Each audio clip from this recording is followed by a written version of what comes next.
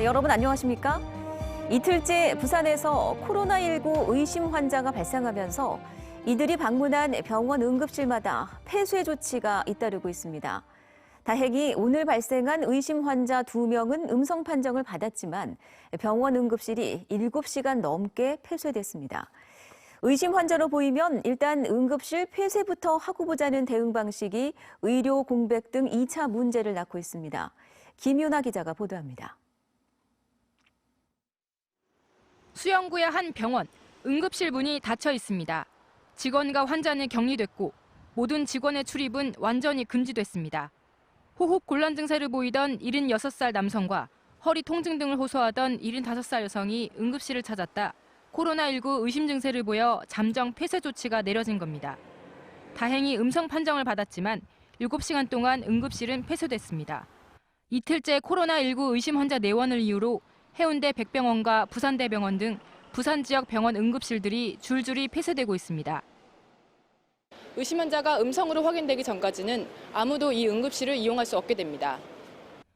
검사 결과 음성으로 확인돼 응급실 운영이 재개되기까지 평균 6시간, 많게는 10시간이 걸립니다. 가장 큰 문제는 의료 공백입니다. 당장 응급진료가 필요한 중증 환자는 가까운 병원 대신 먼 곳까지 가야 하거나 응급실을 찾지 못해 이곳저곳을 전전하게 되고 심한 경우 골든타임을 놓칠 수도 있습니다.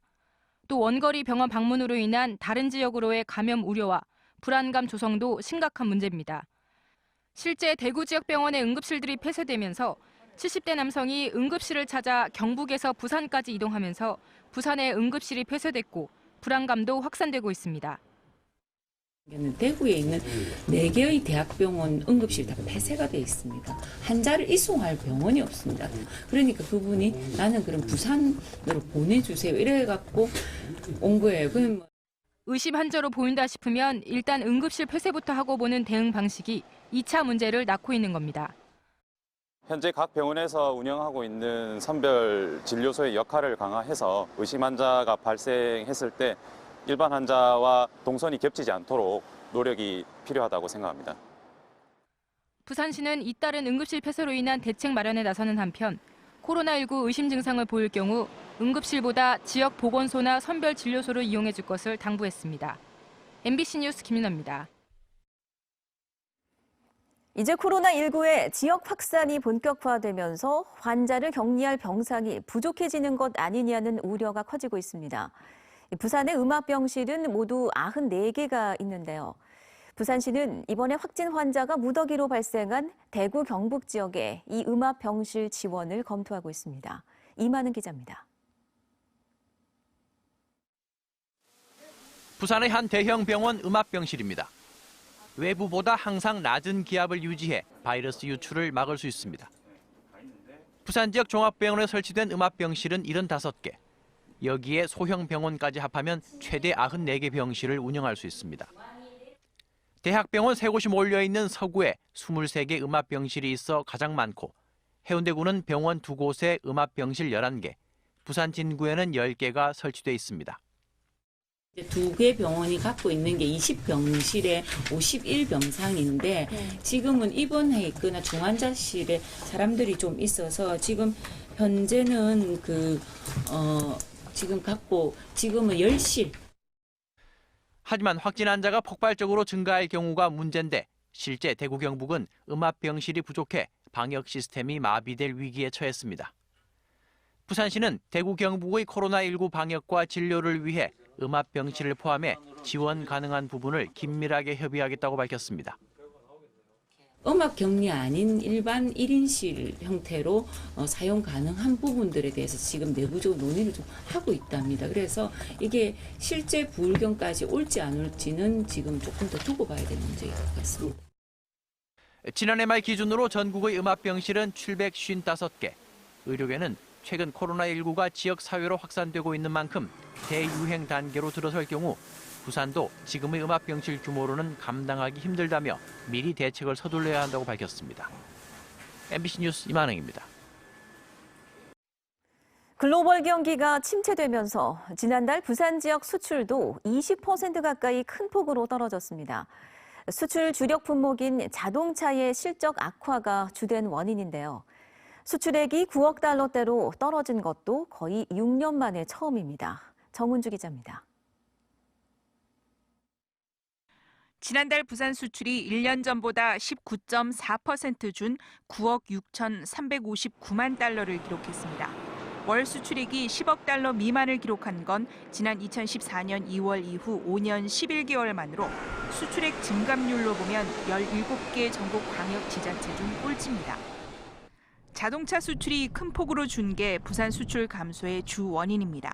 2016년 1월 이후 4년 동안 단 한 번도 1위를 놓치지 않았던 자동차 수출은 지난달 77%나 수출액이 줄면서 품목별 수출 순위가 5위까지 떨어졌습니다.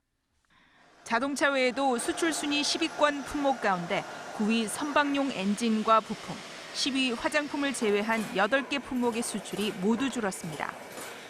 코로나19 사태 등으로 인한 글로벌 경기 침체 여파가 부산 수출에도 영향을 미친 걸로 분석되는데 문제는 향후 전망도 좋지 않다는 겁니다.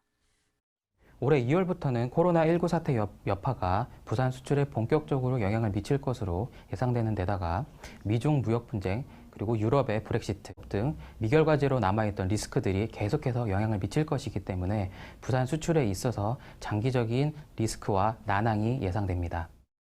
부산 수출 2위, 수입 1위 국가인 중국발로 시작된 코로나19 사태. 최근 회복세를 보여온 지역 경제도 이로 인해 또다시 흔들리는 모습입니다. MBC 뉴스 정은주입니다. 4월 총선이 이제 50여일 앞으로 다가왔습니다. 부산 지역 각 당의 공천도 점차 윤곽을 드러내고 있는데요. 민주당의 공천 움직임이 조금 더 빠르고 미래통합당도 속도를 내고 있습니다. 조재형 기자입니다. 더불어민주당은 해운대 갑, 수영, 동래, 사상 이렇게 4곳에 출마할 후보를 확정했습니다. 추가 공모가 진행 중이라지만 현역 의원이 있는 지역구 6곳은 단수 공천이 거의 확실시되고 있습니다. 부산 18곳 중 10곳에 사실상 후보가 결정된 상태입니다. 사을과 부산지 늘, 기장, 서동, 금정 5곳은 경선이 확정돼 다음 주부터 경선 여론조사가 시작되고 북강서을은 전략 공천지로 분류됐습니다. 결국 중영도와 남구갑 2곳만 아직 공천 방식이 결정되지 않은 상태인데 남구갑엔 강준석 예비후보의 전략 공천설이 돌고 있습니다. 감동을 주는 공천이라고 보기는 어렵다고 봅니다. 그래서 민주당은 이제 하나 남은 거는 경선 과정에서 좀 아름다운 형태의 경선을 통해서 경선 과정에서 공천에 따른 잡음들이 안 일어나고. 미래통합당은 대폭적인 물갈이를 예고하고 있습니다. 부산 현역 의원 12명 중 7명이 불출마를 선언해 공천 전략상 여유가 생기긴 했지만 통합으로 인한 공천 지분 전쟁이 가시화되고 있습니다. 새보수당에서 합류한 하태경, 이성권, 권성주 후보가 공식 출마 선언을 하며 기존 자유한국당 예비후보들과 경쟁이 불가피해졌습니다. 부끄러움 감수하면서 개인의 영달을 위한 정치 또한 하지 않겠습니다. 부산의 중심 수영을 대표하는 큰 정치로 대한민국의 내일을 지키겠습니다. 전진당 출신 이현주, 김원성 예비후보는 각각 중영도와 북강서울 전략 공천설이 흘러나오고 있는데 현실화될 경우 기존 예비후보들의 반발은 더 거세질 걸로 보입니다. 일단 이들 지역의 공천 면접은 다음 주 초로 연기된 상태입니다. 속죄를 받아야 되는 부분들을 차치하고 단순하게 인물만 바꾼다고 해서 그런 문제가 과연 없어질까? 이 부분에 대한 고민을 저는 좀 미래통합당이 심각하게 해볼 필요는 있다. 정의당 부산시당은 일찌감치 4명의 지역구 후보를 내세워 부산 총선을 준비하고 있어 다음 달 초쯤엔 부산 총선 구도가 윤곽을 드러낼 전망입니다. MBC 뉴스 조재영입니다. 부산 지역 대학들이 코로나19 확산을 방지하기 위해서 대부분 졸업식 행사를 축소하거나 취소하고 있습니다.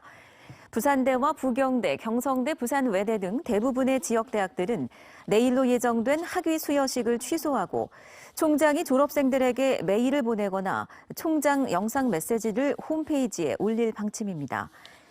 해외 유학생이 많은 부산외대는 졸업장을 우편으로 발송하고 총장 명의의 위로 서한도 함께 보내기로 했습니다. 한편 고신대를 비롯한 일부 대학은 오는 25일까지 포토존을 운영해 졸업생들이 개인별로 친구들과 함께 사진을 촬영하면서 아쉬움을 달래도록 배려하고 있습니다. 임단협을 두고 갈등을 빚고 있는 르노 삼성차 노사가 여전히 입장차를 좁히지 못하고 있습니다. 르노 삼성차 노사는 어제 임시휴업 이후 처음으로 협상 테이블에 앉았지만 기본급 등 고정비 인상과 관련한 이견을 좁히지 못했고 다음 협상 일정조차 잡지 못한 채 마무리 지었습니다. 한편 다음 달로 예정된 신차 XM3 출시와 향후 수출 물량 배정을 앞두고 인담협 협상이 지연되면서 르노차 노사의 협상 과정에 지역 경제계 이목이 집중되고 있습니다. 오늘 새벽 6시 15분쯤 부산 울산 고속도로 청량나들목 부근에서 울산 방향으로 달리던 20살 A씨의 승용차가 오른편 철제 안전 펜스를 들이받은 뒤 전복돼 A씨가 숨졌습니다. 또 사고 현장을 지나던 65살 B씨의 SUV가 전복돼 있던 승용차를 들이받는 등 2차 사고가 발생해 B씨가 부상을 당했습니다. 경찰은 A씨가 졸음운전을 하다 사고를 낸 것으로 보고 정확한 경위를 조사하고 있습니다. 적폐청산 사회대개혁 부산운동본부 등 부산 지역 시민단체가 4월 총선에서 친일 성향 예비 후보에 대한 낙선 운동을 시작한 가운데 오늘 더불어민주당과 미래통합당을 방문해 질의서를 전달했습니다. 이들은 친일 미화 주장과 항일운동 방해 행적, 또 친일 발언 등을 전수조사해 친일 성향 예비 후보를 점수로 가려낸 뒤 다음 달 3일절에 항일거리 현판 앞에서 명단을 발표한다는 방침입니다. 부산 영상위원회를 이끌 운영위원장에 김인수 전 충남문화산업진흥원장이 선임됐습니다. 부산 영상위원회는 정기총회를 열고 김 신임위원장 선임안을 의결했습니다. 신임 김인수 운영위원장은 강우석 프로덕션의 창립작 영화 투캅스의 현장 프로듀서로 시작해 시네마 서비스 대표를 지내는 등 투자와 제작, 배급 등 영화 산업 전 분야에서 경험을 쌓았습니다. 김 운영위원장의 임기는 이전 운영위원장 잔여 임기인 올해 10월 24일까지며 연임이 가능합니다.